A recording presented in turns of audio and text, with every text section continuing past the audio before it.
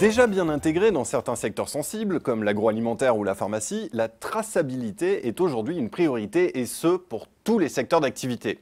Et à chaque étape de suivi d'un produit, que ce soit dans sa production, sa transformation, sa distribution, sa commercialisation, cette traçabilité devient de plus en plus efficace grâce aux outils digitaux. Alors pour bien comprendre les bénéfices et les impacts, je reçois David Kirchhofer, vice-président industrie chez CGI. Bonjour David Kirchhofer. Bonjour. Alors d'abord, est-ce qu'au-delà des secteurs emblématiques, les entreprises ont conscience des impacts que peuvent avoir les outils digitaux sur la traçabilité tout au long de la chaîne logistique? Eh bien en fait, de mon point de vue, pas toujours. Je vais vous donner un chiffre par exemple qui va vous étonner. Tout secteur confondu, le nombre d'entreprises ayant lancé un projet de traçabilité est estimé aujourd'hui à moins de 20%.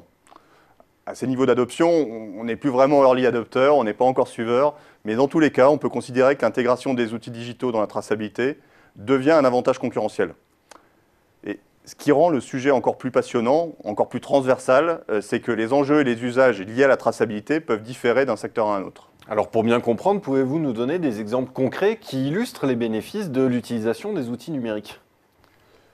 Prenez par exemple les entreprises dont le métier comporte un pan industriel et puis un métier d'assemblage de produits finis. Pour l'illustrer, on peut penser à l'aéronautique, à l'automobile, mais aussi, et puis de façon plus quotidienne et plus proche de nous, aux cuisinistes. Évidemment, il faut comparer des choses comparables. Les premiers secteurs nommés, au vu des enjeux de sécurité liés à la vie des personnes, sont matures sur les sujets de traçabilité.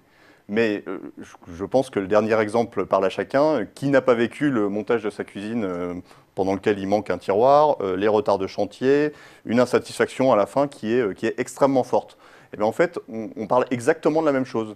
Dans ce cas, comme dans le cas des ensembliers, les outils digitaux vont limiter le nombre de pièces manquantes, ce qui va renforcer l'efficacité des process et la satisfaction des clients. Un autre exemple auquel on ne pense pas spontanément, c'est l'industrie du luxe. Il faut avoir en tête que les articles contrefaits saisis en France ont été multipliés par 45 entre 1994 et 2011.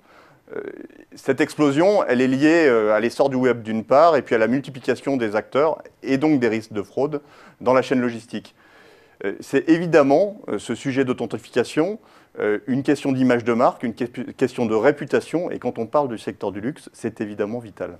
Alors justement, David Kirchhofer, comment les industriels peuvent-ils répondre à cette problématique? Je tiens d'abord à préciser que les fraudes et les contrefaçons, évidemment, coûtent cher, mais restent des actes isolés contre lesquels luttent tous les acteurs de la chaîne logistique. Donc mon propos n'est évidemment pas de stigmatiser tel ou tel intervenant de la chaîne, mais d'illustrer un type de fraude parmi tant d'autres. Pour bien comprendre, je vais vous reprendre un cas relatif aux articles de luxe, par exemple les sacs à main. En général, une fois que la fabrication est terminée, les lots sont confiés soit à des distributeurs, soit à des grossistes. Et lors de ce changement d'intervenant dans la chaîne, une personne ou une organisation malveillante peut parfois substituer des contrefaçons à des originaux. Avec la mise en place d'outils de traçabilité digitale, les intervenants de la chaîne logistique, le fabricant, les transporteurs, les grossistes, les distributeurs et même le consommateur, ou plutôt dans le cas des sacs à main, la consommatrice finale, vont pouvoir s'assurer que les articles de luxe ne sont pas des contrefaçons en scannant par exemple une puce électronique intégrée dans le produit. Ce scan peut être fait soit au moment de la vente ou même avant par un tiers lors du passage en douane par exemple. Donc la traçabilité numérique tout au long de la vie du produit permet de l'authentifier. Alors justement, David Kirchhofer, vous parliez de puces électroniques il y a un instant. Quels sont ces nouveaux outils digitaux comme les puces qui transforment la traçabilité aux différentes étapes de la chaîne logistique? Alors vous avez raison, je vous avais parlé des puces qui sont des outils qui ne sont plus vraiment nouveaux, mais j'aurais pu vous parler des flashcodes que chaque opérateur peut scanner avec l'aide d'un simple smartphone.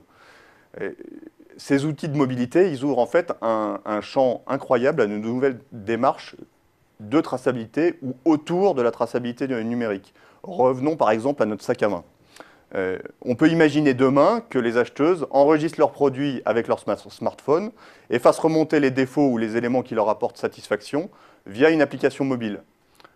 De ce fait, ou avec ce genre d'application, les fabricants vont disposer de gigantesques bases de données qui leur permettront d'améliorer leur offre de manière extrêmement fine.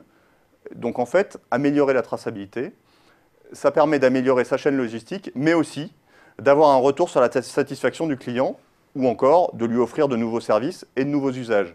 Et tout ça, c'est rendu possible par la digitalisation.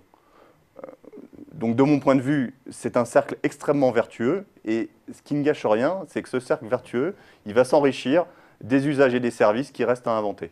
David Kirchhofer, je vous remercie pour cet éclairage sur ces grands bouleversements dans la chaîne logistique. Merci beaucoup. Les outils digitaux permettent de répondre à de nouvelles problématiques comme l'essor de la fraude et de la contrefaçon. Voilà de quoi accélérer le déploiement des projets de traçabilité numérique dans les entreprises qui, pour reprendre les chiffres de David Kirchhofer, n'en sont en moyenne aujourd'hui qu'à moins de 20% dans leur réalisation.